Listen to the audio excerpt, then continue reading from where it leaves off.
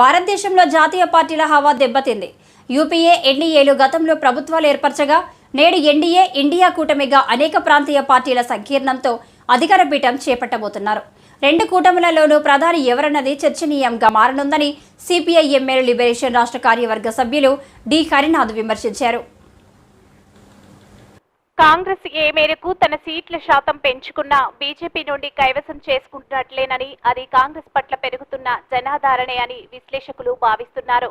ఉత్తరాది, దక్షిణాది మధ్య విభేదాలు పెరిగిపోతున్నాయని, ఉత్తరాదిలో తగ్గుతున్న హావాను భర్తీ చేసుకునేందుకు మోడీ, అమిత్ షా దక్షిణాదిపై దృష్టి పెట్టారని, కర్ణాటకలో వారి ఆశలు నెరవేరలేదు. తెలంగాణలో టీఆర్ఎస్ తో తెర వెనుక మంతనాలు ప్రజలు నమ్మలేదు. ఇరువురికి శృంగభంగమై కాంగ్రెస్ అధికారంలోకి రావడం జరిగిందని హరినాథ్ తెలిపారు. ఏపీలో తెలుగుదేశాన్ని కూటమిలో చేర్చుకొని బలపడాలని చూస్తున్నారు.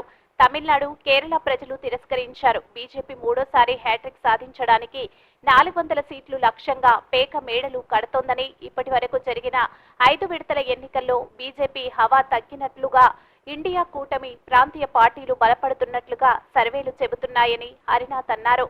నరేంద్ర మోడీ పాలన కార్పొరేట్లకు లబ్ధి చేకూరింది తప్ప సామాన్యులకు ఒరిగింది శూన్యం. ఆనాడు ఈస్ట్ ఇండియా కంపెనీ భారతదేశాన్ని దోచుకుంటే నేడు వెస్ట్ ఇండియా, గుజరాతీలు దోచుకుంటున్నారని, దేశ సంపదను ఇద్దరు మోడీ, అమిత్ షా అమ్ముతున్నారు, ఇద్దరు కొంటున్నారు. అదానీ, అంబానీ ఈ నలుగురు గుజరాతీలేనని ప్రజలు, ప్రజాస్వామిక వామపక్ష శక్తులు ఆరోపిస్తున్నాయని హరినాథ్ తెలిపారు. బ్యాంకులను దోపిడీ చేసిన 28 మంది సంపన్నులలో విజయ మాల్యా తప్ప మిగిలిన వారంతా గుజరాతీ వారే. మోడీ అన్ని వ్యవస్థలను నిర్వీర్యం చేశారు. రాష్ట్రాల ఆదాయాలను సైతం జీఎస్టీ పేరుతో లాగివేసుకున్నారు. ఈడీ, సిబిఐ, ఐడీలను దుర్వినియోగం చేస్తూ ప్రతిపక్ష ప్రాంతీయ పార్టీల నాయకులపై అనేక అక్రమ ఆరోపణలు చేస్తూ జైల్లో పెట్టి వేధింపులకు గురి చేస్తున్నారని హరినాథ్ ఆవేదన వ్యక్తం చేశారు. కాశ్మీర్ నుండి మణిపూర్ వరకు ముస్లింలు, దళితులు, బలహీన వర్గాల వారిపై హిందూ మతోన్మాద ఫాసిస్టు బుల్డోజర్ దాడులు కొనసాగిస్తున్నారు. పార్లమెంటరీ ప్రజాస్వామ్యాన్ని కూడా కూనీ చేస్తున్నారు. ప్రతిపక్ష సభ్యులందరినీ సస్పెండ్ చేసి మూజువాని ఓటుతో పార్లమెంట్లో అనేక కార్మిక, కర్షక వ్యతిరేక చట్టాలు ఆమోదింపజేసుకోవడంలో మోడీ నిరంకుశంగా మారారని హరినాథ్ ఆరోపించారు. కులగణన లాంటి అంశాలను ఉద్దేశపూర్వకంగానే చేపట్టలేదు. రిజర్వేషన్లు అంశాన్ని వివాదం చేశారు.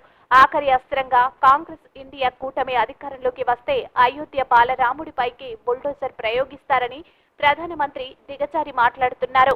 ముస్లింలపై తను మాట్లాడిన మాటలను వారణాసిలో తానే సవరించుకున్నారని హరినాథ్ తెలిపారు. ఈసీ కూడా జోక్యం చేసుకుని బీజేపీ, కాంగ్రెస్ అధ్యక్షులను తమ నాయకుల ఉపన్యాసాలను అదుపులో పెట్టమని ఆదేశాలు ఇవ్వడం జరిగింది. భారతదేశ లౌకిక వ్యవస్థకు, ఫెడరల్ స్ఫూర్తికి విఘాతం కల్పించే చర్యలకు పాల్పడే ఎన్డీఏని గద్దెదించేందుకు మోడీ హటావో, దేశ్ బచావో అనే నినాదంతో ప్రజాస్వామ్య, వామపక్ష, దేశభక్తి శక్తులు ఏకం కావాలి. భారత రాజ్యాంగాన్ని, ప్రజాస్వామ్యాన్ని కాపాడాలని హరినాథ్ విజ్ఞప్తి చేశారు. చూడాల్సి వస్తుంది.